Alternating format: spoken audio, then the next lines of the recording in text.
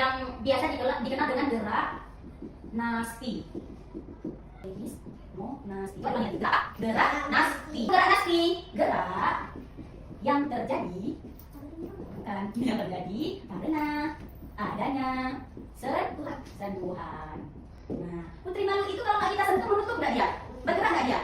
Nah, makanya adanya gerak yang terjadi karena adanya sentuhan. Itu disebut gerak nasti. Jadi dapat kita simpulkan bahwasannya tumbuhan itu juga bisa bergerak. Bagaimana cara geraknya?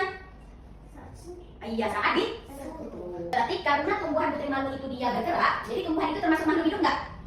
Iya, walaupun gerak antara manusia, hewan dan tumbuhan itu berbeda, tapi semua makhluk hidup itu bergerak. Oke, ayo kita simpulkan. Hari ini apa-apa saja yang sudah kita belajar. Apa judul kita hari ini? Apa judul kita hari ini? Gerak pada. Oke, gerak pada tumbuhan. Ustazah mau tanya dulu. Tadi yang termasuk makhluk hidup, Andi. Manusia, Adin. Hewan lagi. Tumbuhan. Kemudian kita ada bahas ciri-ciri makhluk hidup. Apa saja? Yang pertama, Abang, bernafas. Kemudian makan dan minum, bergerak, berkembang biak, tumbuh, bergerak terhadap rangsangan. Satu lagi, mengeluarkan sisa. Tadi putri malu itu kan kalau nggak kita sentuh dia tidak bergerak. Tapi kalau kita sentuh dia bergerak. Apa nama gerakan dari putri malu tersebut? Gerak nasti. Apa itu gerak nasti? Gerak yang terjadi karena adanya sentuhan.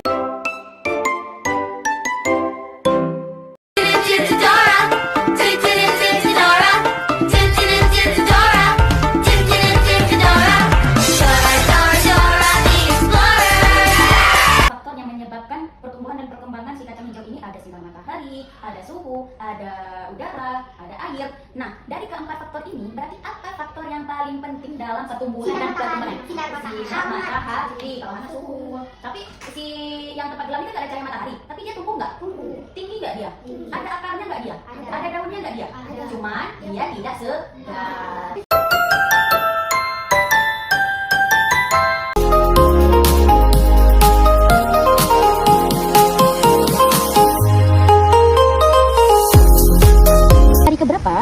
Air kotor itu menjadi telur. Jadi udah ada nyamuk betina yang bertelur di air. Ya, di hari keberapa?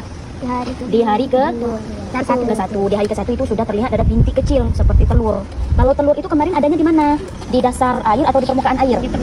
Iya, dia tenggelam atau mengapung? Iya, Oke, kemudian kapan telur itu menetas menjadi larva? Di hari keberapa? Kedua. Nah, di hari kedua ini telurnya sudah menetas, kemudian menjadi apa? Menjadi jentik-jentik. Larva yang baru menetas itu pergerakannya cepat atau lambat? Lambat. Iya, sama kayak kita, anak bayi baru lahir nih, tiba-tiba dia udah bisa lari. Mungkin nggak? Enggak, ya kan? Nggak mungkin. Sama kayak si larva ini, dia baru menetas, nggak mungkin dia langsung bisa lompat-lompat. Dia lemas dulu pergerakannya. Kapan dia larva itu aktif? Kapan dia lebih aktif? Di hari yang ketiga, keempat. Nah, di hari keberapa dia menjadi pupa kemarin yang kepalanya besar, ekornya kecil? Kemudian dari pupa, ngapain lagi dia? Pergerakan pupa sudah terlihat lambat. Enggak. Kayak mana pergerakan sebelum menjadi pupa? Ketika larva, kayak mana pergerakannya? Enggak, larva dulu, jentik-jentik. Kayak mana pergerakannya? Kayak abang bilang tadi apa? Naik turun. Apa dia naik turun? Kenapa? Kalau udah jadi pupa, kepalanya besar, ekornya kecil, itu naik turun lagi nggak dia? Dia udah ada di dasar air. Dia udah nggak sanggup lagi naik turun karena kepalanya udah besar. Nah, di hari keberapa sudah menjadi nyamuk? Di hari ke-8 nyamuk dewasa sudah mulai keluar dari pupa. Nah, di hari ke-9 nyamuk sudah aktif terbang. Nah, seperti itu. Nah, dari pengamatan kita ini terjadi nggak 4 tahap itu? Telur, larva, pupa, nyamuk dewasa terjadi semua nggak? Ada yang tiba-tiba jadi nyamuk nggak? Enggak. Jadi ini dinamakan metamorfosis apa tadi? Sempurna.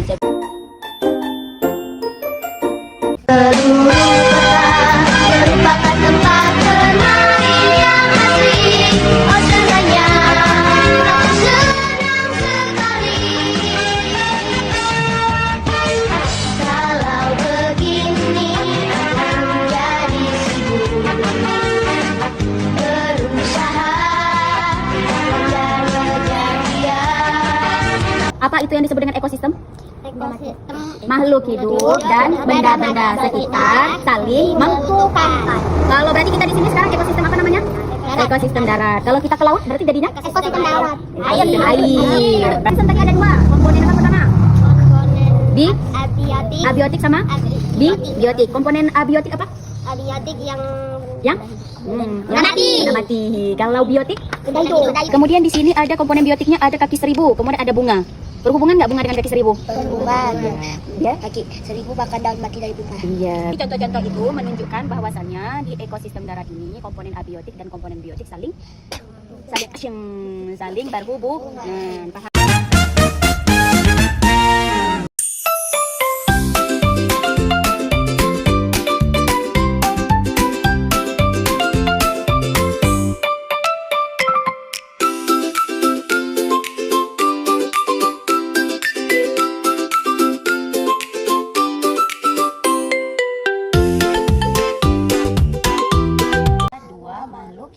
Apakah hubungan di antara dua makhluk itu hanya senang-senang saja? Tidak. Tidak. Ada yang apa? Ada yang senang, ada yang biasa.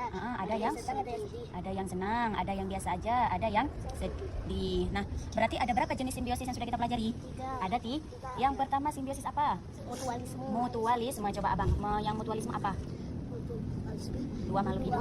Itu ya sama-sama. Pintar. Kemudian yang kedua ada apa simbiosis? Komensalisme. Komensalisme. Kalau Mbak Tata gimana komensalisme itu gimana Mbak Tata? Dua makhluk hidup yang satunya, iya satu lagi. Pintar. Kemudian simbiosis yang ketiga apa? Simbiosis parasitisme. Parasitisme. Coba kenalin, apa itu parasitisme? Dua makhluk hidup, yang satu senang, yang satu sedih. Yang satu sedih.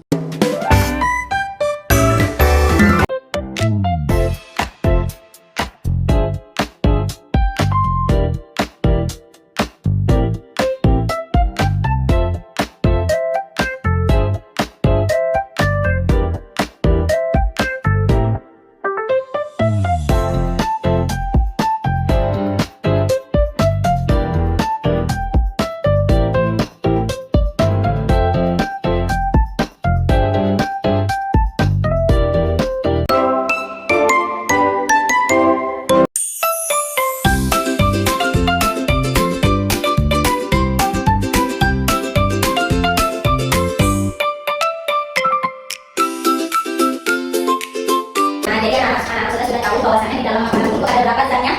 Ada karbo, ada. Oke. Daun-daun itu berapa macamnya? Daun-daun sayuran itu berapa macamnya? Sayuran. Buah, sayuran lunak, sayuran akar, sayuran kacang. Paham ya? Gak ada yang sulit kalau kan?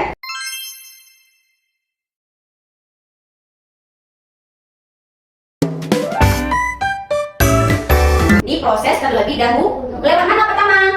Kemudian apa lagi? Kemudian empedu dan pankreas, kemudian usus halus. Apakah empedu itu merupakan organ utama? Tidak. Tapi hanya cairan saja yang dapat membantu. Kemudian di usus besar itu apakah terjadi lagi proses pencernaan? Tidak. Di mana makanan-makanan yang tidak berguna ditampung? Di usus besar. Kemudian dikeluarkan lewat anus. Oke, paham ada yang bertanya? Tidak? Oke, sudah kita cukupkan. Jazakumullah khairan untuk hari ini. Prakteknya gimana? Seru tidak? Jadi anak-anak ustazah sudah tahu bagaimana kerja di dalam tubuh, tidak harus dibelah dulu. Jadi assalamualaikum warahmatullahi wabarakatuh. Waalaikumsalam warahmatullahi wabarakatuh.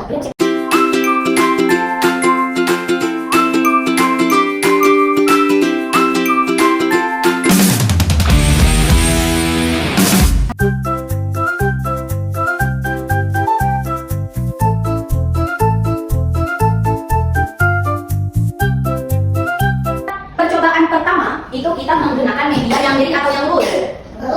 Lurus atau datar. Bagaimana gerakan mobil ketika didorong dengan jenis dorongan lemah? Lambat. Dari awal sampai akhir dia masih tetap lambat. Benar Bang Adi. Kalau misalnya ustazah dorong dengan kecepatan kuat, berarti dari awal sampai akhir dia masih tetap cepat. Kalau misalnya dari awal sampai akhir tidak berubah, berarti nama jenis gerakannya apa? GLB. Benar. Apa itu GLB? Gerak lurus beraturan. Siapa yang bisa kasih tahu apa itu gerak lurus beraturan? Coba Bang. Apa itu gerak lurus beraturan, Bang? Jalan harus berhenti di tempat yang sama. Jalan berarti di tempat yang sama. Jalannya itu bagaimana? Dari awal sampai akhir dia masih tetap sama kita. Ada satu gerakan lagi. Apa nama gerakannya? GLBB. Iya, GLBB. Apa itu GLBB? Gerak lurus beraturan. Siapa yang bisa kasih tahu apa itu gerak lurus beraturan? Coba Awal. Apa itu Awal? Apa itu gerak lurus beraturan? Yang dari pengamatan yang dari awal lihat mobil itu yang mana tadi? Coba yang kedua kita tuh. Yang di tempat yang miring. Dia pertama kayak mana? Kemudian semakin media miring dia semakin berarti gerakannya itu baru. Oke, paham? Ada berapa jenis gerak yang kita sudah pelajari? 2. Yang pertama GLB dengan GLBB. Kita paham semuanya? Kalau misalnya nih ada mobil yang jalan di jalan jalan tol, di jalan yang lurus saja. Berarti dia masuk gerak GLB atau GLBB? Kenapa? Karena jalannya lurus, berarti kecepatannya dari awal sampai akhir itu sama. Kalau misalnya ustazah naik sepeda, tapi ustazah naik sepedanya turun gunung, berarti gerakan apa itu? Kenapa gerakan GLBB? Karena jalannya maju, semakin dia turun semakin paham? Siapa yang di sini? Siapa yang di sini? Kita bayangin dikit ya, oke? 1, 2, 3. Gelombang apa ini tadi? Kenapa gelombang transversal? Iya, gerakannya naik tuh. Talinya masih di tangan sama Misha nggak? Oke, paham? Kemudian, misalnya ada contoh lagi. Misalnya nih, kalian baris, mau setoran. Ada setoran baris kalian. Baris nggak kalian? Oke, di sini Ica, di sini Mbak Tata, di sini Misha. Tiba-tiba si Ica masak, ya dorong-dorongan. Dorong-dorongan dia, terdoronglah kawan di depannya. Jadinya, kawan di depannya itu bagaimana? Jadi gelombang apa berarti? Kenapa bisa gelombang longitudinal? Pas didorong, kawan-kawannya gimana? Maju, kawan-kawannya mundur lagi gak? Mundur lah, masa kamu kayak gini aja? Mundur lah biar tegak. Nah, tapi barisan kalian tetap di barisan atau tidak? Pintar sudah. Oke, itu. Itu kalau berupa. Kalau berupa. Itu berarti kita naik turun maju mundur atau maju mundur? Berarti gelombang apa kalau misalnya berupa? Oke, berarti paham? Kapal dan air. Kalau kapal sama air tadi berarti dia gelombang transversal karena dia gerakannya naik turun. Kalau misalnya tali gelombang tali. Pintar sih, Chan. Gelombang aja. Transversal. Kalau misalnya baris-baris tiba-tiba didorong, gelombang longitudinal. Ada satu lagi tadi contoh sudah. Pen. Apa tuh berarti gelombang apa? Paham semuanya? Paham.